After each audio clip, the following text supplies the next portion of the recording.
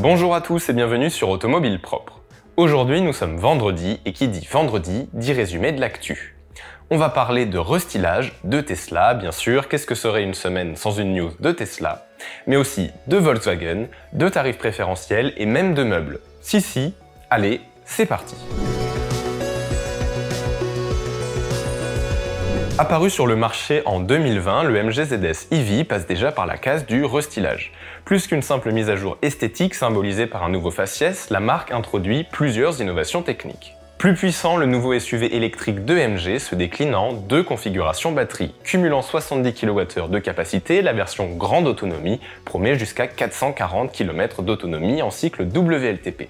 Limitée à 51 kWh, la seconde est limitée à 320 km. Disponible dès maintenant à la commande, la nouvelle version du MG ZS EV arrivera fin octobre en concession. Bonus écologique déduit, il est proposé à moins de 30 000 €.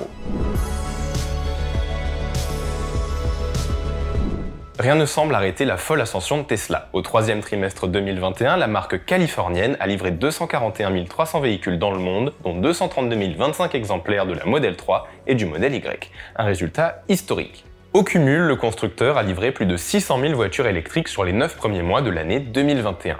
C'est plus que les quelques 500 000 exemplaires écoulés sur l'ensemble de l'année 2020. Une montée en puissance qui semble inarrêtable. D'ailleurs, n'hésitez pas à nous donner votre avis sur ces chiffres. Est-ce que cela vous impressionne ou au contraire, vous vous dites qu'il ne s'agit que d'un soufflet qui va finir par retomber? On a hâte de lire vos avis dans les commentaires de la vidéo. Jusqu'ici limité au paiement à l'acte, le réseau de charge rapide Ionity lance sa première offre d'abonnement. Accessible à tous, le forfait Ionity Passport permet d'accéder aux bornes du réseau à un prix préférentiel. Moyennant la souscription à un abonnement à 17,99 € par mois, le tarif passe de 79 à 35 centimes la minute. Complémentaire aux offres déjà proposées par les constructeurs partenaires de Ionity, cette nouvelle formule s'adresse avant tout aux utilisateurs réguliers. Mais avec l'annonce de l'ouverture du réseau Tesla, Ionity a toutes les raisons de vouloir fidéliser ses utilisateurs. Mais est-ce que cela sera suffisant? Telle est la question.